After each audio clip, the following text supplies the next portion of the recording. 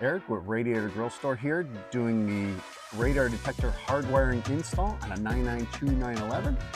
And how we're going to do that is we're going to be accessing this panel here, and behind it we're going to have a T20 Torx, and then we're going to pry this panel loose and get into the next steps. So the first thing, we've got a small thin head screwdriver. We'll get up in here and we'll twist that loose, and then up in here you'll see the T20 Torx, and we'll remove that one next.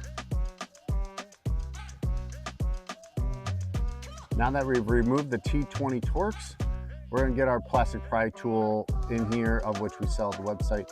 Give it up in here and give it a quick twist. Watch out, this will flop down on you, and we now have access. The connector we're interested in here is the right one, and this is the switch power. We're going to have the gray clear ground in the middle, and then we're gonna have the white power. So we're gonna hook up the red there and the black to the gray middle there.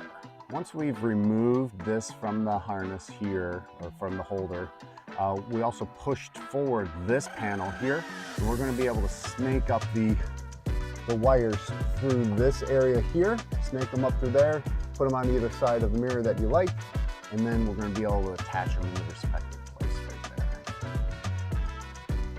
Once you've connected your wires up and you have your hardwire hanging where you like it, place your connector back into place, replace your panels,